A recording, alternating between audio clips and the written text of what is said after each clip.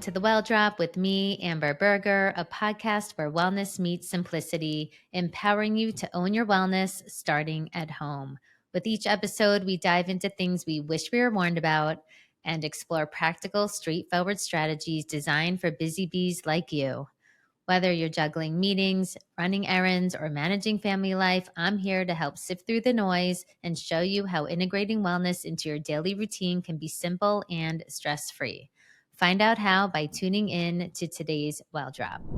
Welcome back to another episode of The Well Drop with me, your host, Amber Berger. I'm here to guide you through simple yet powerful tips to transform your wellness at home and supercharge your daily life. Today, we're tackling a subject that affects millions of women, but doesn't always get attention it deserves, and that's perimenopause. Perimenopause is a natural phase of life, but for many women, it can feel anything but natural. From mood swings to hot flashes to weight gain, sleep disturbances, the symptoms can be overwhelming and beyond confusing. That's why I'm thrilled to have Dr. Anna Cabeca with us today. Dr. Cabeca, also known as Dr. Anna, is a triple board certified OB/GYN, author, a woman's health expert with a deep understanding of hormonal shifts that happen during this time of life. She's helped countless women navigate the perimenopausal years with more ease and grace using a blend of modern science and time-tested natural approaches. In today's episode, we're going to explore what's really happening in our body during perimenopause and discuss some of the most effective strategies for managing symptoms and get Dr. Anna's insights on how to maintain overall health and well-being during this transition. So if you've ever heard the term perimenopause before, not sure if you're in it or if you're just starting to experience the first signs of perimenopause, from brain fog to hair loss, hormonal mood swings, this episode is packed with valuable information you won't want to miss. So let's get started. Dr. Anna, thank you so much. I've been patiently and eagerly waiting for this episode. Me and my girlfriends were talking about it. I told them to send me their questions. I think in today's day, wellness is obviously, it's been having a moment, but I think due to marketing lately, we are being pounded with so much information that we're all just confused at this point. And I guess I always love hearing personal stories. And so, you're a woman yourself. Like, can you share a little bit about what inspired you to specialize in women's health and especially hormonal imbalance in the first place? Yeah, definitely. Thank you so much. And one thing, you're absolutely right. Like the misinformation, not only the amount of information, but how it confuses us. It's perplex. It really is. And so I'm hoping to shed some light on that today. And it all stems from my deeper understanding through really my own personal journey and starting with my mom's journey. So, I look retrospectively. Now my mom's passed away, gosh, 26 years ago now, and shouldn't have, right? And so, I look at her through postpartum depression, through undiagnosed diabetes for over a decade, to hormonal imbalance issues, and fatigue and cardiovascular disease, and those things that she developed when at age 52 she underwent heart surgery, Oh, and wow. then at age 67 undergoing a second heart surgery, and didn't make it out of surgery. And so, I was in residency as an OBGYN at that time at Emory University in Atlanta, Georgia, and I was devastated and I was perplexed and I didn't understand why this could happen, right? Because in medicine, we're taught, okay, write it on a prescription pad, fix it with a surgical knife, and you've cured the patient. That is so untrue. That is really untrue in so many cases. And I had to dig to the underlying reason. What caused her to have these issues? Yeah. Where in her history did this lead to her? And at the time of her passing, she was on 11 prescription medications. And I would say 10 of them were addressing the side effects of one or the other, right? And so I started to dig into the physiology and functional aspects of medicine, and then my own story at 38 years old. I was over 240 pounds, so over 80 pounds heavier than I am now, and I was I say stressed, depressed, and my hormones were a mess. Even with as much as I knew my doctor's bag was empty. And then I was diagnosed with infertility No. and went through 6 rounds of fertility treatments. So anyone listening who's gone through that, I I get it, and it is painful. It is grief. For me, it was grief after grief after grief, looking at those negative pregnancy tests, and getting a diagnosis at age 39 that I was in early menopause. And the best for me is an antidepressant, so sleep medication, and consider egg donation. And I didn't, but that devastated me. And I went on a journey. I took a sabbatical from my medical practice as an OBGYN in Southeast Georgia. I was practicing at the time.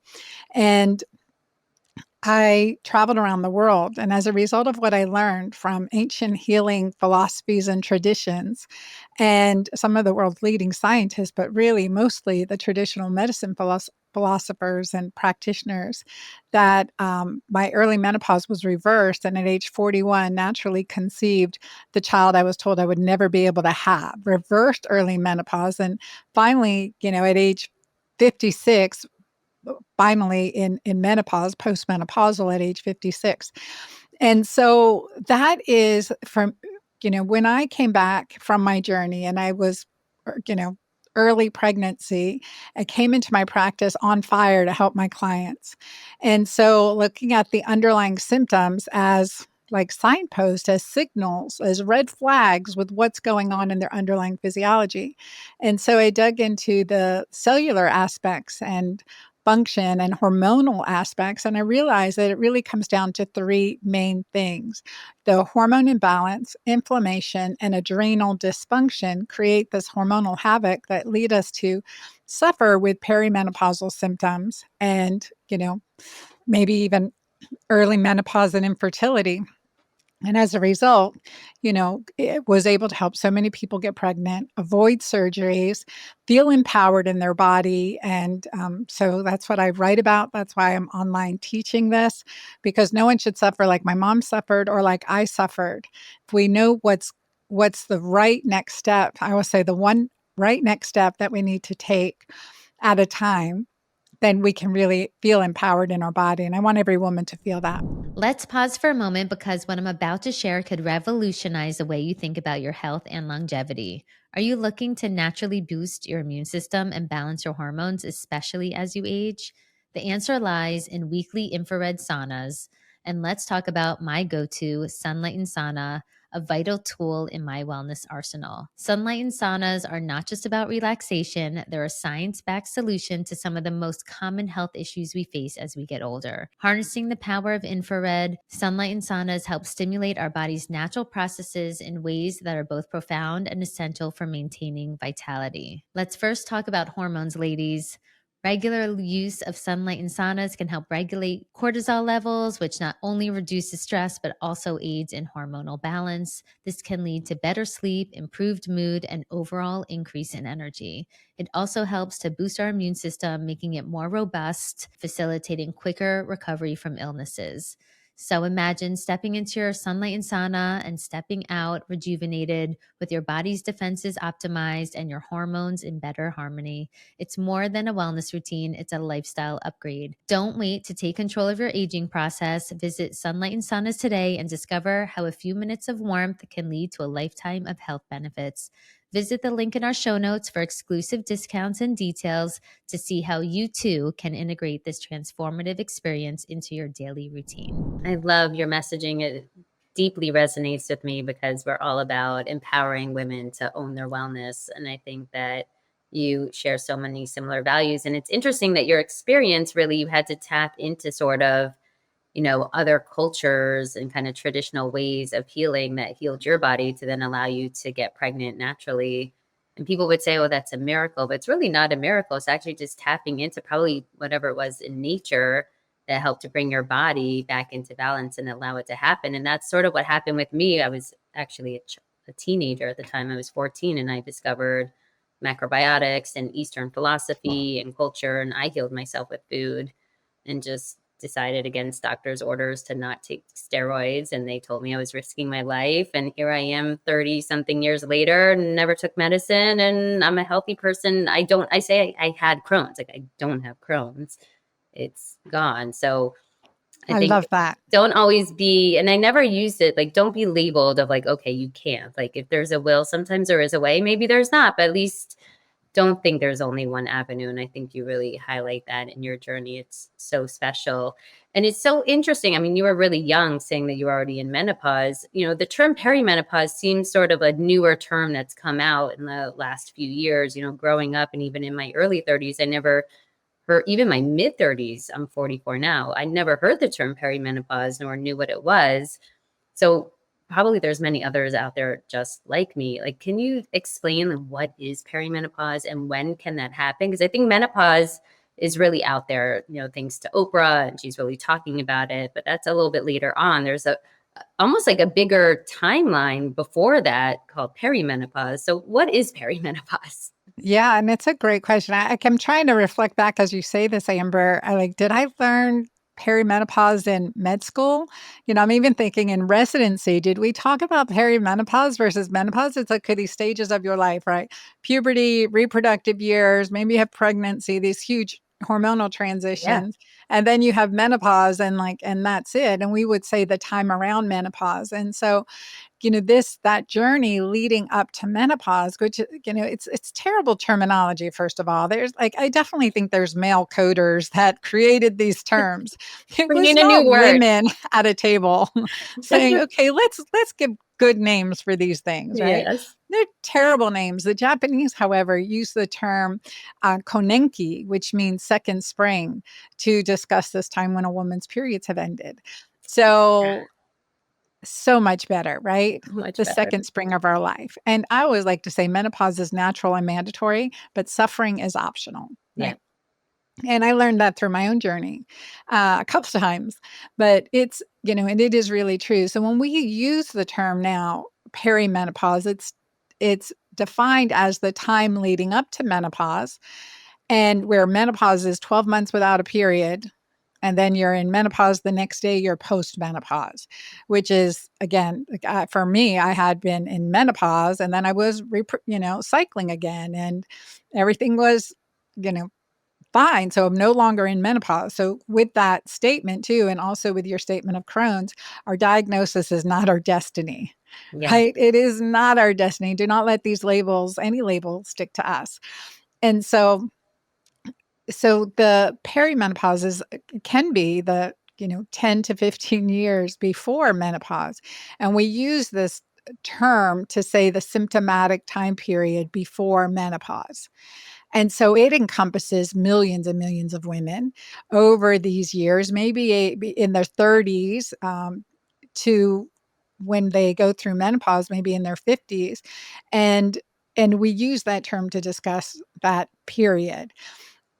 And it's confusing because premenopause is the same thing, but it could be even younger years. But anyway, so And that's a long time. I think when I first brought it up, even to my husband, he's like, just, oh, what are you talking about? Because we weren't grown up thinking about this time. And what do you need, 10 to 15 years? I mean, that's a significant amount of time. And I think that as women, we get so discounted when we're starting to feel certain things.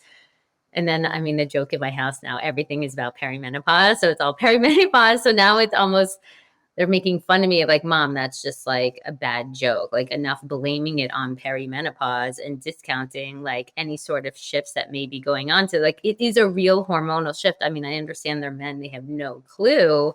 But I think, I mean, my mission is to really educate women and to empower them to say, no, like, this really happens. You're not crazy.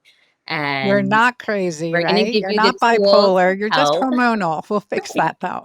Let's discuss what are some perimenopausal symptoms for people who may be feeling a certain way, but like not linking the two, because they may not realize it actually could be due to hormones. Yeah, well, it can be, and actually, let me give you a story of a patient that I had in her mid-30s. She was 35 years old when she first came to see me, and she was complaining of, her periods were heavier than usual, and she was really cranky and feeling irritable, before her period. So we typically say that's PMS, right? But the heavier bleeding, that's actually early perimenopausal symptoms. Those are early perimenopausal symptoms. And our traditional medical society, and still today, gosh, 30 years later, we're thinking, you're diagnosed, you're offered a antidepressant or anti-anxiety medication like Prozac or Zoloft or one of those, and or the birth control pill Yep. let's just knock out your ovarian function and let's give you something to suppress it. And that's the first time you're on hormone replacement, is when you're on a birth control pill. You're actually replacing your body's natural production of hormone and suppressing your body's natural production with a synthetic estrogen progestin combination. So Mhm. not identical to what our body's producing. And it can have detrimental effects, in the long term for sure. So that's anxiety, irregular cycles, breakthrough bleeding, heavier than normal periods, and and the difficulty sleeping, mood swings, depression, fatigue, weight gain without doing anything different, drop in libido and interest, anhedonia, even a lack of enjoyment in your daily life can all be part of this perimenopausal symptoms, but really often is associated with some menstrual changes, possibly. It doesn't have to be. The mood swings, mood changes. I've one of my client said, Dr. Anna, there's this monster living in me and she just rears her ugly head sometimes. And I don't know where it comes from. I'm like, yeah, let's fix the physiology, right? Let's fix the physiology. Yeah, I And sort of. so for this patient, Zendi, who had come in and, traditionally had been offered, birth control pill and an antidepressant, what happens typically is they come back into their primary provider and they're still having some mood swings, irritability, and dysfunctional bleeding doesn't help, or they're forming ovarian cyst at that point, or more painful periods. And so then they're offered surgical procedure, right? A hysterectomy, endometrial ablation, one of those things. And then what happens? Your gynecologist is like, oh, well, you're now close to 40 and you don't want to have children. Let's just take your ovaries out when we take out the uterus. It's starting to change. We were like, okay, ovarian conservation is key to longevity. So let's work with that.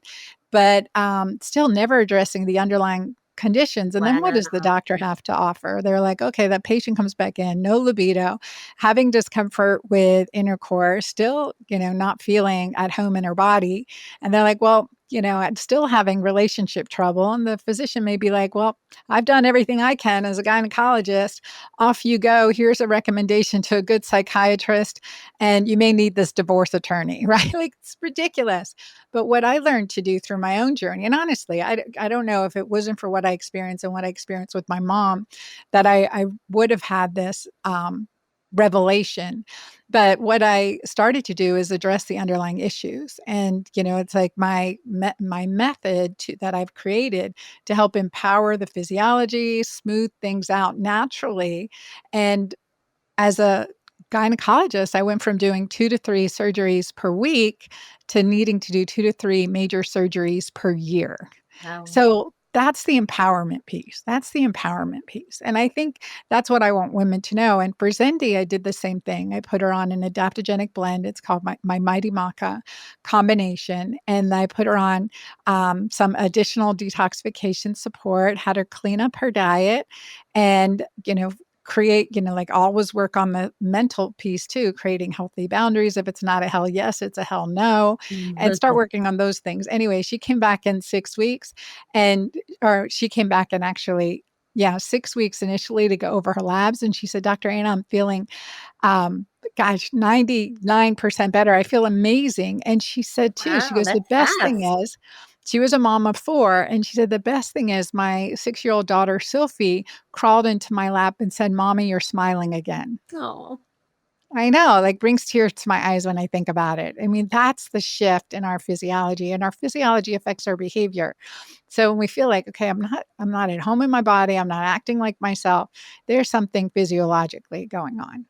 Yeah, I sort of compared, I tell my friends, sort of those feelings when you were pregnant and you sort of wanted to like just murder somebody for no reason. But then like a second later, you were like, fine, oh, that was kind of a crazy thought. And then you kind of keep going on along your day, or like some people would annoy you. But you realize in hindsight, like that it was you, not them, that was like really being triggered. And that is just our hormones kind of going up and down. And it's interesting. Perimenopause is sort of the same thing happening again, except there's no baby. So you just think that you're kind of going a little crazy, but you're not. So I think most of us just don't connect like, oh, wow, it's our hormones that are changing right now. Because does this show up in lab work? Like, how can somebody know? Because I think because it's not the doctor's fault. They're just not taught this in school. So they don't really know how to even monitor beforehand. Like when I went to the doctor, my doctor's actually like pretty holistic for someone, for my area. And she's just like, I told her how my cycle was starting to shift. And she's like, oh, yeah, you're in perimenopause. And I'm like, okay, what should I, anything to do? No. Okay. And I think most of us just leave feeling kind of helpless of like, what should we be doing for ourselves in this time? And I love that you actually use adaptogens. I love to understand how maca is something that's useful because I'm a strong believer in adaptogens, and I've actually been using maca for over 8 years. I kind of like ebb and flow with it. I feel like I actually have it in my cabinet, but I haven't been using it lately. But how is maca helpful for this time in our life? Well, it actually stemmed from my journey where I even learned about maca in 2006. After I was diagnosed with early menopause, I went to like all my healing. I call it my healing journey. I just took a sabbatical and I started traveling. And one of my first places that I went was to Peru. And it when you're in Peru, I was staying with my nurse. One of my nurse was from Peru, and I was staying with her family, like, "You're tired, have some maca. You're, infertile, drink maca." And then they elbowed my husband. It's like, "It's the Peruvian Viagra." I'm like, we were drinking some maca, right?" But I couldn't stand the taste of it, and I was like, "Okay, if this is really good for me." I dug into the research, and maca has its own specific protein called macaines. And it's indigenous to Peru. Peruvian maca is unique and has a unique composition compared to Chinese maca, for instance. Oh, So really the source really matters. And the ancient Incan warriors were reported to drink maca before going into battle to give them stamina, strength, and resilience, right? And I was like, okay, well, why? And besides these unique proteins, it also has a high component of arginine, which arginine increases nitric oxide, which increases blood flow, which is how Viagra works. And wow. other, yeah. And then I read into the research, it supports the immune system. It helps with hormonal balance, helps with fertility, all of these things. The issue, Amber, that was for me, from a family of gourmands, right? They are great cooks and chefs and all this good stuff and bakers, and so I couldn't stand the taste. So I like, if Not great. maca is a great adaptogen, what other adaptogens? And so like turmeric, resveratrol, quercetin, like what are some other key green tea extract? What are some things that I can combine that number one will make this taste better, which was really important. I think if you have an aversion every time you do something, it's probably not doing what you want it to Yes, do. agree. But like, so I started combining other adaptogens, and that's how I formulated my product because I could never do maca alone. But the research on maca is excellent. And then in combination now for 15 years, we, have lots of mighty maca babies. It helps with hormones. So it's part of my foundational. So like say, for example, coming in and you're having irregular cycles, that's already telling me you have a decline in progesterone. So we want to support your body's natural progesterone. So how do we do that? We want to support ovarian function and adrenal function. So as our hormones start to shift, our as our ovarian function starts to decline, we form less eggs, etc. Our adrenal glands have to take over. Right. And so adrenal glands are our stress responders too. So sometimes you're juggling both. I've had 5 kids, 4 teenage daughters at at all times. I still have one teenager at home. She's 16. And so like, It's these hormonal stressful. shifts, The huh? 40s, I think, are super stressful. I think they're a really stressful time because my sister is 11 years younger than me. So she's in her 30s. So I always kind of like forewarn her what's to happen. And she has little kids 2 and 3. And I'm like, you're right now in the physical stage. But once your kids are sort of 10 plus, it turns into like a mental stage. And you're sort of this therapist, not only for your family, but then you guys have to be one for yourself.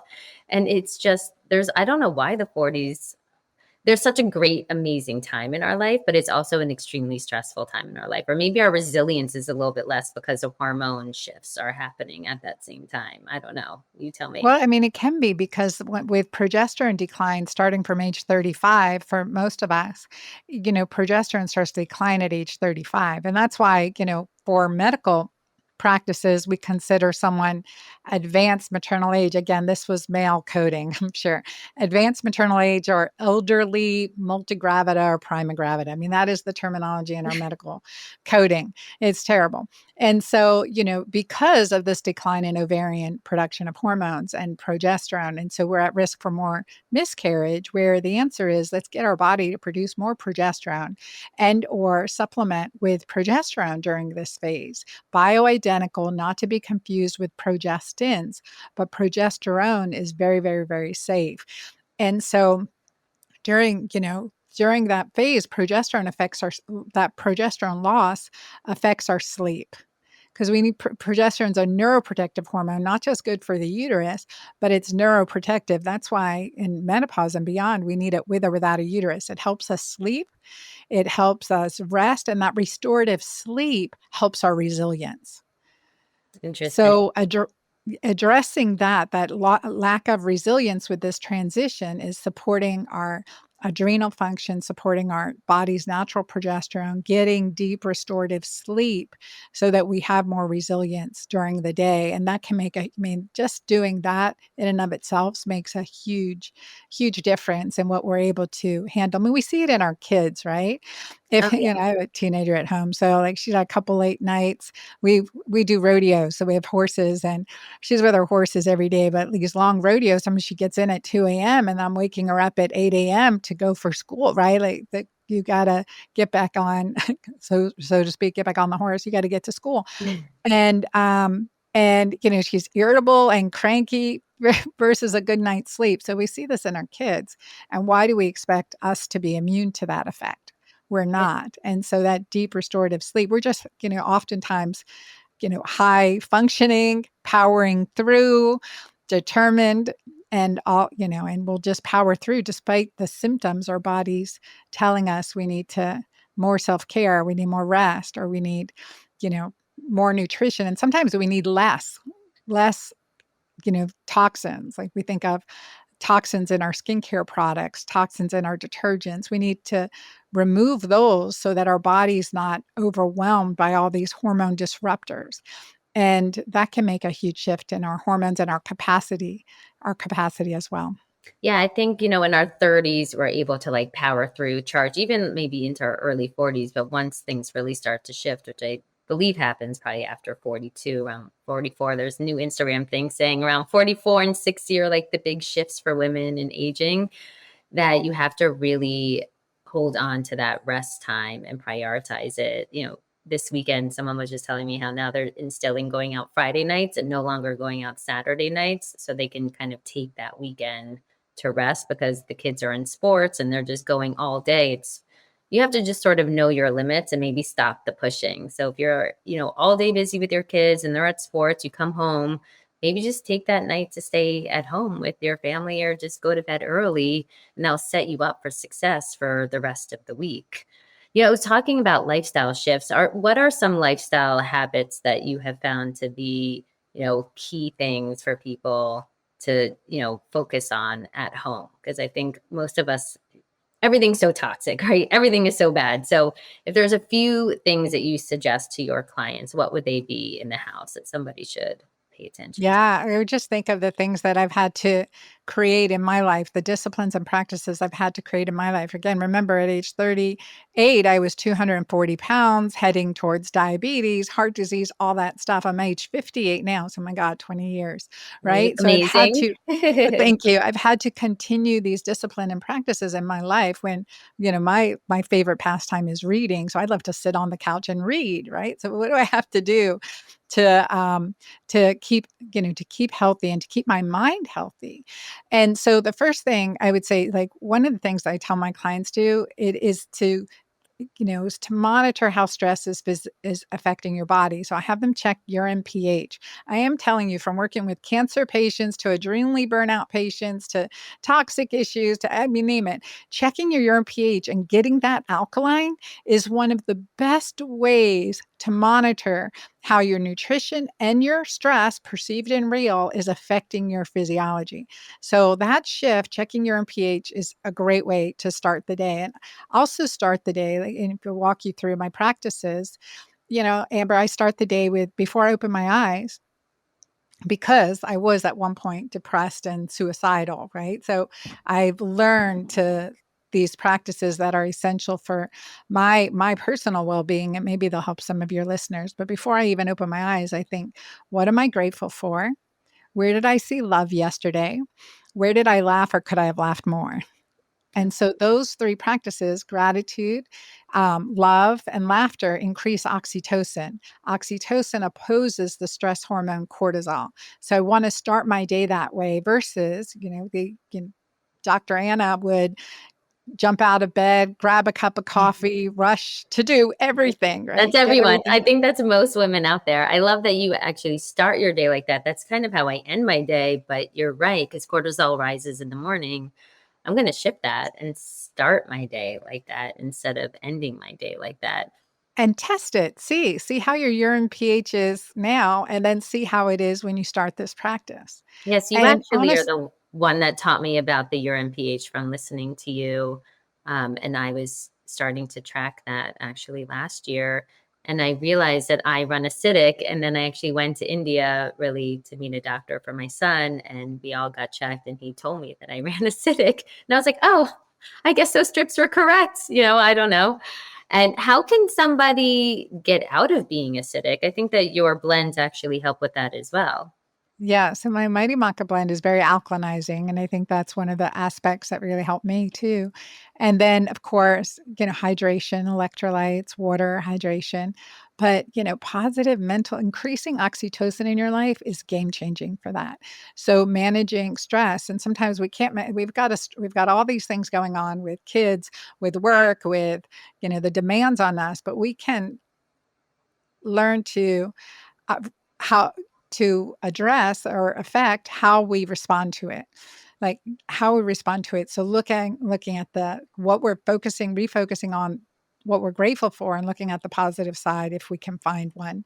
And sometimes I know that's really, really hard. But so optimizing oxytocin, and then alkalinizing beverages like green drinks, such as my Mighty Maca Plus with the adaptogens and anti-inflammatories that are in it, and decreasing inflammation, so removing toxins, hydrating, avoiding sugar in midlife, perimenopause, and beyond. I say we need to get Keto-Green, bump our body into ketosis and reduce carbohydrates. And because our brain doesn't, it works better on ketones than it does on glucose. I mean, I just test that theory, just test it and you will see. But it was game changing for me in my life. And so one of the practices too is that intermittent fasting, but to break fast by 10 a.m. for women, because our metabolic clock genes start at 6 a.m.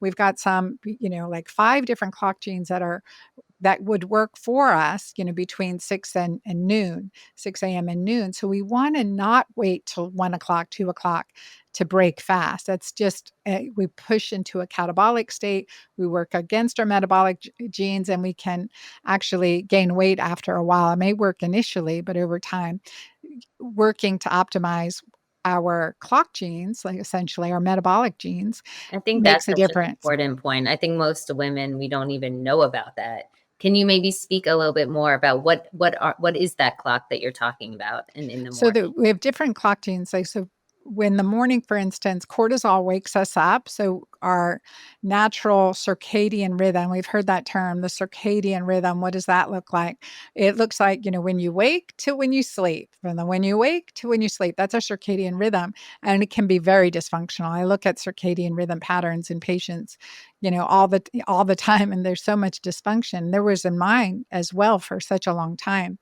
So, but cortisol is supposed to wake us up in the morning, right? And with, a higher level of cortisol, we should have more energy. That's your get up and go. I wake up feeling rested. You want to hear that. You want to be able to say those things. I wake up feeling rested. Maybe I didn't need my alarm clock to wake me up. I'm like on, I've got energy throughout the day. And then at nighttime, put my head on the pillow and I fall asleep. And so with that, within this circadian cycle, we have clock genes. So these, I don't know why they call them clock genes. They're based on time of the day, essentially, or time of our physiologic shifts during the day. And so research really not too long ago has identified key clock genes for metabolism. And so we find that these like metabolic genes are turned on during this time. So you have more energy and you need fuel to fuel that energy. And so we want to get protein for fuel, healthy fats for fuel, but we don't need carbs essentially for fuel, not many, but we need the good carbs to feed our gut microbiome, and a good diverse green diet as much as possible too to help with that. So that is what I found through my own working in this space. So when I initially created my Keto-Green plan in my first book, The Hormone Fix. And then from that, I'm like, okay, let's make a 16-day plan that's really simple, that addresses, we've got fermented foods or greens in there, but 16 key food groups. And then I created MenuPause because I was gaining, like all of a sudden, I'm gaining weight. I was really restricting, trying carnivore for a little bit, and I was gaining weight, et cetera. And so I created 6-day menu plans that break that plateau. And we have to figure out, okay, why did we hit that plateau? It can be different reasons. For me, it was, I have a history of PCOS, or genetics for polycystic ovarian syndrome, and of course, diabetes and heart disease. And so I was forming a lot of uric acid, and that puts us into a metabolic stall. Oh, wow. And so can gain weight even though we don't do anything different. We get into this metabolic stall. And so, I had to really figure out, okay, what's going on? When should I be breaking fast? Because when you're in ketosis for a while, you're not hungry, which is very liberating. But yet you've got to balance it out. So it's kind of figuring out these stages. And so that's what I really work to fine tune for I think clients. that the hardest part is that most of us probably will discount all those other things, from brain fog to moodiness to your cycle. But once the weight gain happens, I think that's when the alarm bells go off for most Totally. women. What is it in the perimenopausal years that is helpful for the weight gain? It feels Yeah. like Well, first, there's so much. Like, what would be the starting point? It would be obviously checking your urine to see if you're acidic, but it then be also like monitoring your sugar, like wearing a continuous glucose monitor. I love continuous glucose monitors because they can help us figure out so much. So I wore one like for over a year as I was fixing the recipes for my second book to make sure there's no spikes in glucose during that. And what I found out when they came available commercially and I started wearing a glucose monitor, was that my black coffee in the morning, and I kind of knew this, Amber, so I know, get up, my urine pH is nice and alkaline, have my black coffee, it's acidic, okay. And like I'd wake up alkaline and in ketosis, so burning fat for fuel as opposed to glucose. But then I have my cup of coffee and my urine pH was acidic. I like my coffee dark, strong. And I was like, okay, well, that makes sense. But now I'm bumped out of ketosis. That's weird. And so when I started wearing my continuous glucose monitor, I noticed every time I drank a cup of coffee, my glucose spiked 20 to 30 points. And it's black coffee, no sugar, no Me too, fats, nothing actually. in it. Same. And I Yeah. clean coffee. And it was working against me. So I figured out, okay, well, once I break fast, then I can have my cup of coffee. That's really funny. I just made that switch not that long ago because I've been like tracking for the last year my sugar I was just curious because I think a lot of times you can eat healthy, but everyone's body is so different and unique, and that you may not know that something that is healthy can be spiking your sugar unknowingly. And it's really, you just want to avoid those type of spikes, or just to make sure that it comes back down, I suppose. Yeah, Afterward. well, and to understand what causes it to go Yep. high, I typically am fasting when I go on stage. This is another time I was wearing my continuous glucose monitor, and, I fast so my brain's sharper, I'm focused, et cetera, right? Ketones work like jet fuel compared to glucose, which is like gasoline.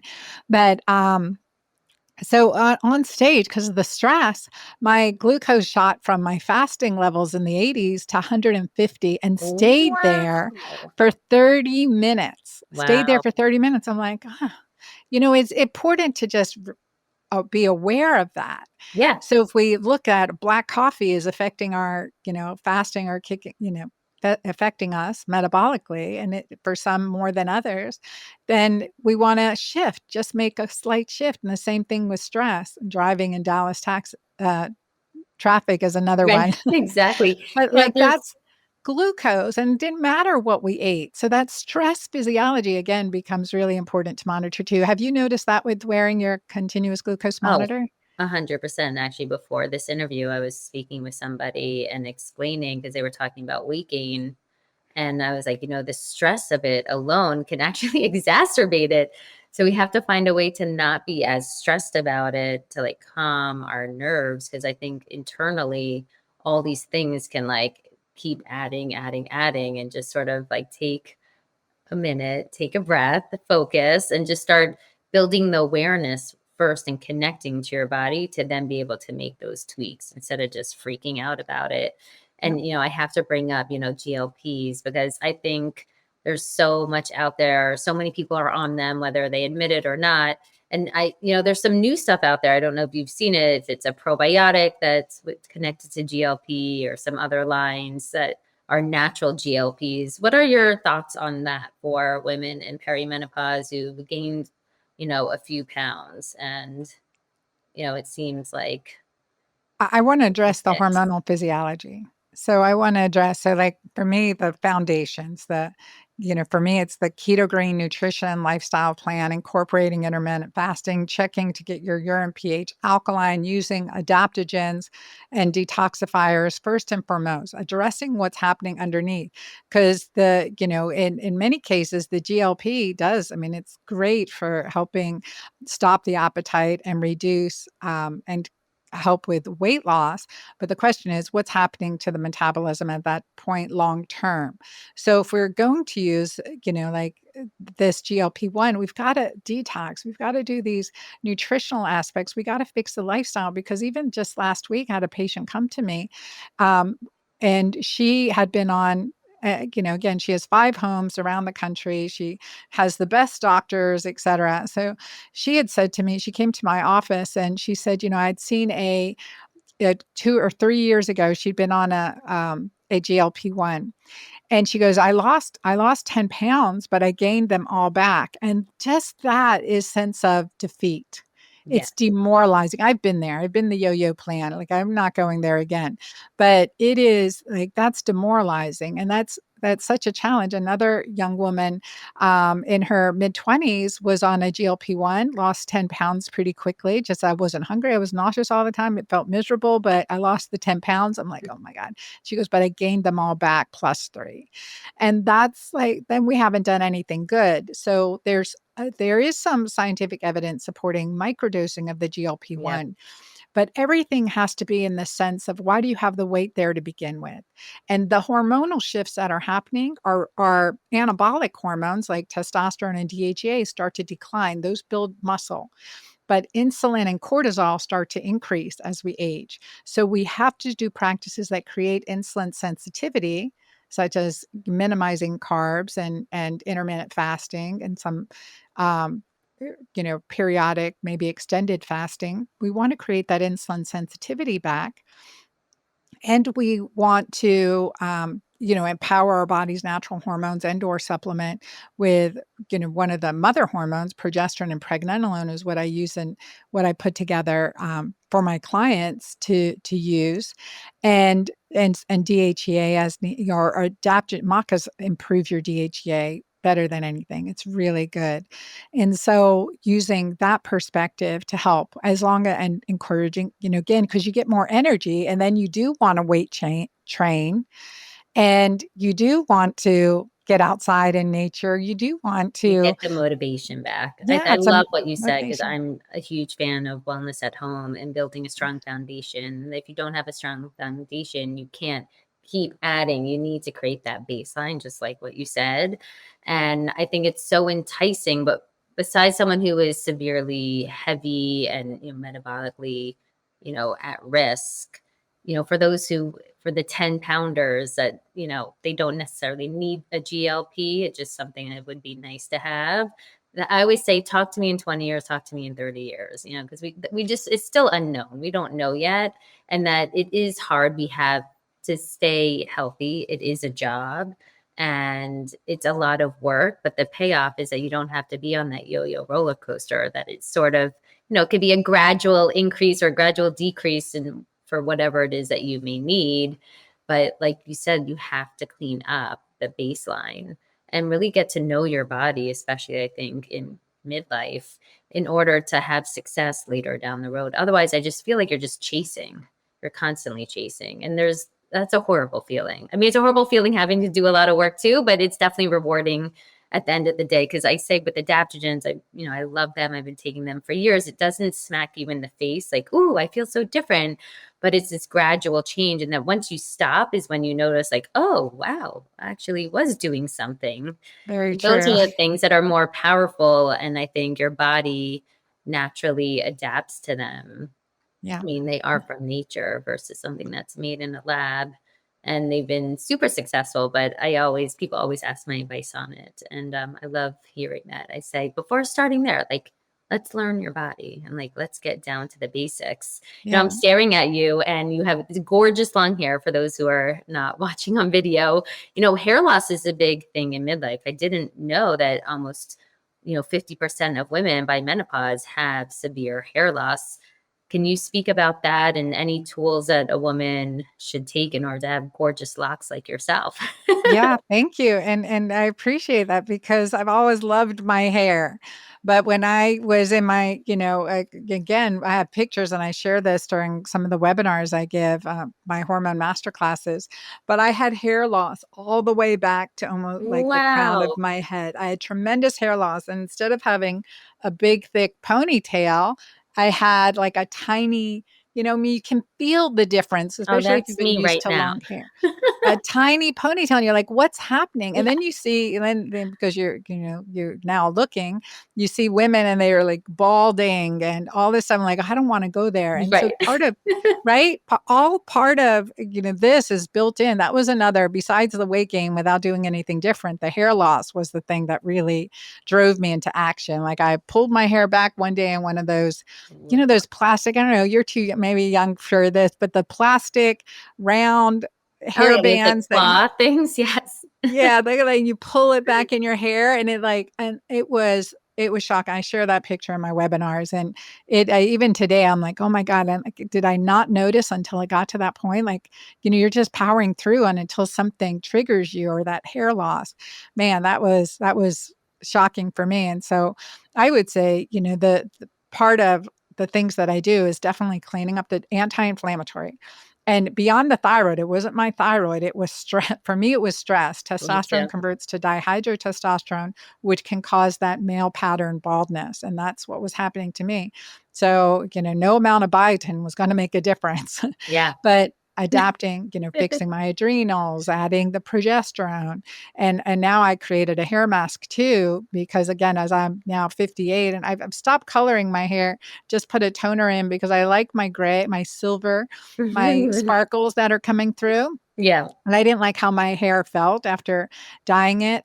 So, I created a hair mask that, has sea buckthorn oil in it, which sea buckthorn oil is so good for the hair and skin and all that good stuff. So it just kinda like, okay, what can we do? We have to support our bodies, and we know that we don't have to suffer with hair loss, right? We don't have to suffer with obesity because we have good examples of women in their 70s and beyond that have good heads of hair and are athletic and lithe energetic. So we want to look for those examples too, just to remind ourselves. And so I think that's like, okay, well, what's going on? A hair loss is a symptom of an underlying physiologic imbalance and inflammation.